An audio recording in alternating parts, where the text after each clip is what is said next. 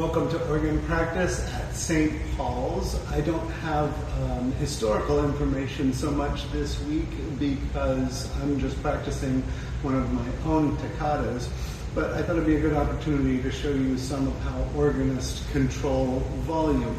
So essentially you can sort of see we have three different keyboard manuals here, and then we have our foot pedal, and I have a set of sounds that I can use with each of those manuals.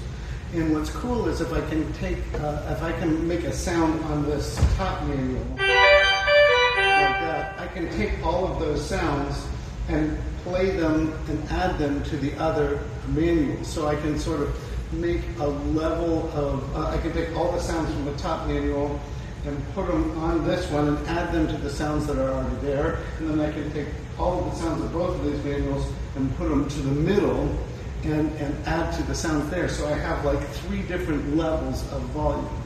But on top of that, I also, an organist, so you have to think back when these were all completely mechanical, organists started learning more ways to be able to gradually get louder instead of just doing things in levels. And so they invented this idea of building all of the pipes inside of a room that has like a set of Venetian blinds on it that you can just sort of open and close, and you control those by pedals down here, and I have a couple of them down here so that I can control and open the pipes. And when I do that, I can take the sounds from the bench is a little far away, hang on. I can take the sounds that are on a certain manual like this,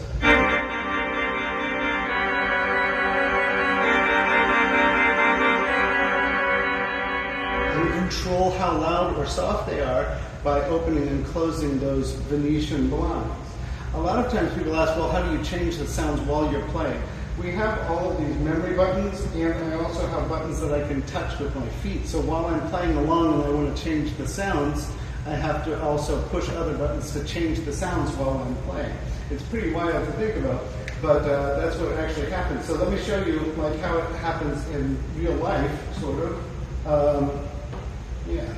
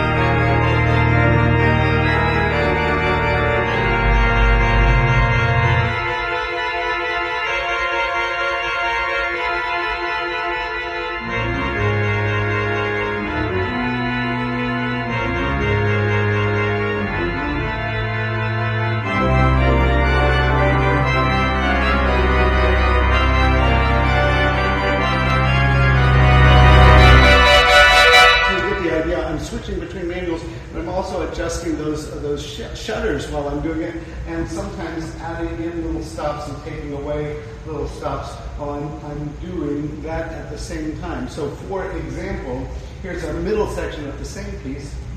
Watch how I gradually crescendo here. At the beginning, I'm going to crescendo with those opening those Venetian blinds, but then there's not enough sound in the pedals at the first part, so I want to add to that. So I have this. I'm going to push a button to add a little bit of sound from the. Actually, what I'm doing there is I'm taking the sounds from this middle manual and adding them to the sounds of the pedal so it'll be louder.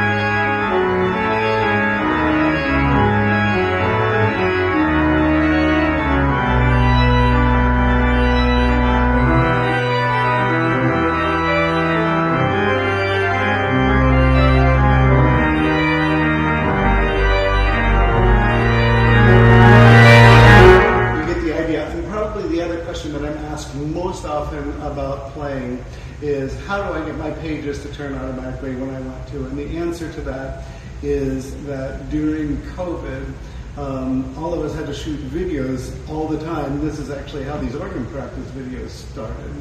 And all of my friends started using foot switches, little foot devices that you can tap on to turn your pages. And I said, I can't do that because I'm an organist and my feet are otherwise occupied. And then another friend said, well, why aren't you using the facial recognition software? Because we all use a similar program on our iPads. And I said, I didn't even know that was a thing. So I actually control my page turning by moving my mouth like this to turn it right and moving my mouth like this to turn it left. The advantage of it is I will never use a page turner again, and I can turn my pages exactly when I want to. The downside of it is that now when I play off of regular sheet music and I get to the last measure, my mouth automatically moves, and I go, why isn't the page turning anymore? And I usually have to explain to audiences that are close enough to see me that I haven't developed some sort of weird nervous tic or anything, but that I'm just turning pages using my mouth. So that's all for today, and tune in again soon for another session.